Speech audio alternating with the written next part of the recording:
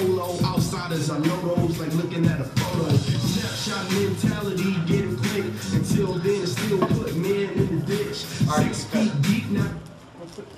Right. In the name of Allah, the Beneficent, the Most Merciful, all praise is due to Allah. I'm so thankful for Allah's intervention, in our affairs in the person of Master Farad Muhammad, who met the Honorable Elijah Muhammad here in the city of Detroit. And I'm forever thankful to Allah for a man who's more than a messenger. We talking about the exalted Christ, the Most Honorable Elijah Muhammad. And I find it unique that the Most Honorable Elijah Muhammad found Minister Farrakhan before he had knowledge of self as a musician. And as he taught him and trained him in the class of the fruit of Islam, he had to come to a decision whether he was going to give up the music or whether he was going to walk this walk in the Nation of Islam and teach and be all that he could be. Well, I'm thankful for the Most Honorable Minister Louis Farrakhan. It's in those 3 righteous names that I greet all my brothers today with the greeting words of peace of Assalamu alaikum. Wa alaikum salam. I'm thankful to see y'all brothers, man. Most of y'all I know from the mosque. I've been given an opportunity to come up here and speak. So knowing that I do hip hop, you know, for those that might not be necessarily fully familiar with me, I'm Brother Derek Akbar Muhammad. I'm an official member of the Nation of Islam. Also, I go by AkbarWalks. I got 2 CDs that I'm selling. So you'll see me set up. Like when you first come down, I'm going to be in the performance tonight. I feel that it's very important for me to just say a couple things about the hip-hop music today, because hip-hop is something that started just as a community thing. But it was individuals who saw the influence of hip-hop and saw the power behind hip-hop that manufactured what we see today.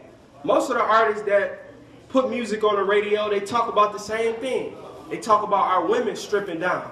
They talk about hanging out in the club, popping bottles, selling loud.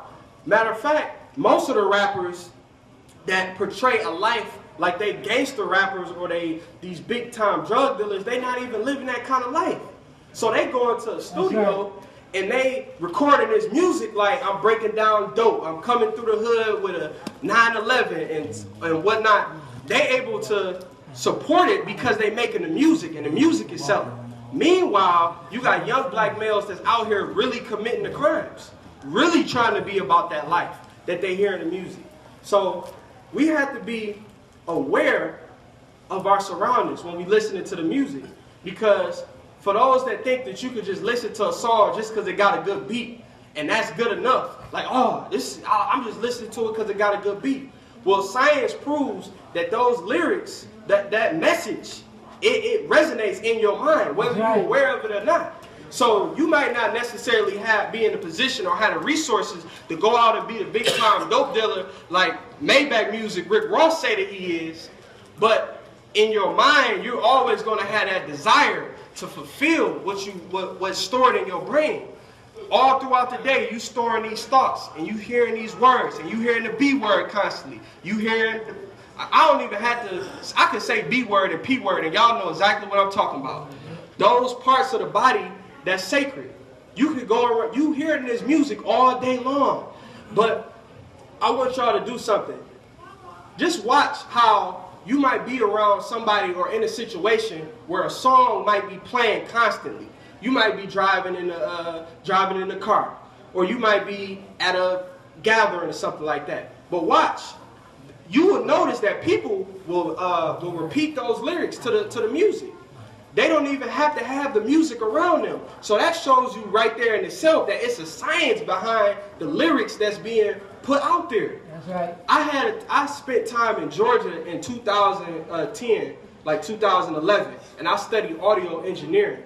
What I learned about audio engineering is that basically what we was learning in the class was that all of the sounds, all of the messages, they associate themselves with something else. So if you listening all day long, if you listening to music talking about how the women ain't, you know what I'm saying, they B words, you know, you saying, oh, I'm riding around with my niggas, you know what I'm saying? your brain is gonna strive to associate that with somebody. Now we know, as young brothers coming out of the street talk, that's what we hear in the music. So most of us talk with the street talk. What up, bruh? What up, my N-word? But we gotta do better. We gotta strive for this next generation that's coming under us. All the brothers, y'all know who I'm talking about.